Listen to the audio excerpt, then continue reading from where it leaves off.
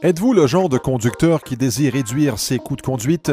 Les 5 conseils éco-énergétiques qui suivent pourraient vous aider à économiser jusqu'à 500 $ par année en plus de prévenir l'usure de vos freins.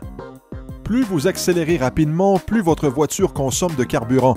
Les gens qui conduisent en ville peuvent économiser jusqu'à 15 % de leur carburant en accélérant doucement et graduellement. Imaginez-vous qu'un œuf se trouve sous l'accélérateur et qu'il y a une tasse de café sur le tableau de bord. Pour éviter de briser l'œuf ou de renverser le café, prenez environ 5 secondes pour passer de 0 à 20 km à l'heure.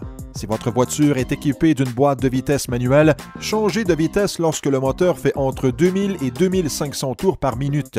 Sur ce tableau, la ligne rouge représente la quantité de carburant utilisée pour accélérer rapidement et la ligne verte représente la quantité de carburant requise pour accélérer graduellement.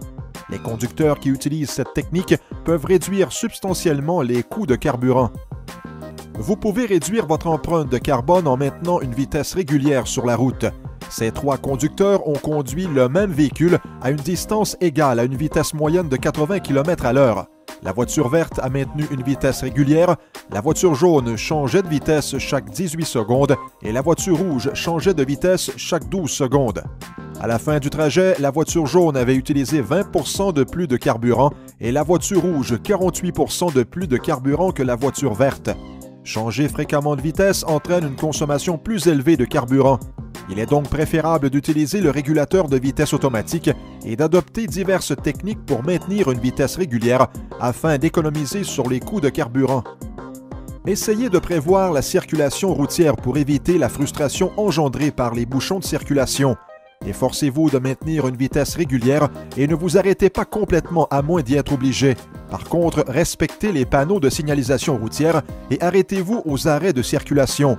Essayez toutefois de ne pas freiner brusquement et d'accélérer ensuite rapidement, ce qui augmente la consommation de carburant.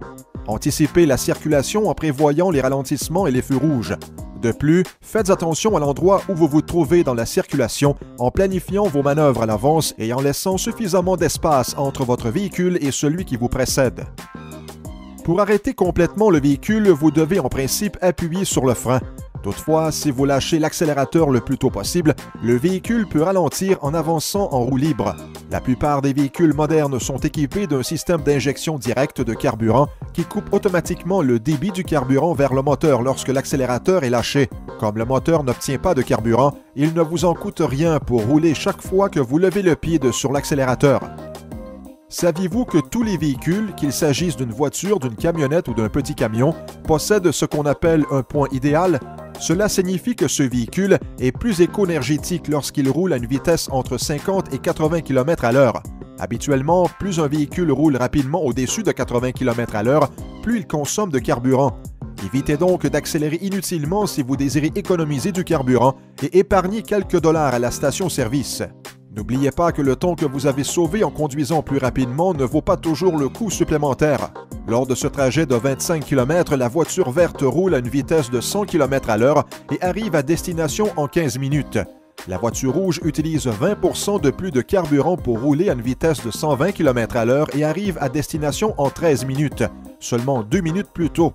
Si vous désirez conduire de façon éco-énergétique, restez dans la marge du point idéal de votre véhicule et évitez la haute vitesse. Si tous les Canadiens conduisaient de façon éco-énergétique, nous pourrions prévenir l'émission de 6 millions de tonnes de dioxyde de carbone dans l'atmosphère et économiser environ 2,6 milliards de dollars en coût de carburant. De plus, les conducteurs éco-énergétiques peuvent économiser individuellement de 5 à 25 % au cours d'une année. Adoptez donc ces 5 techniques parce que la conduite éco-énergétique, ça rapporte.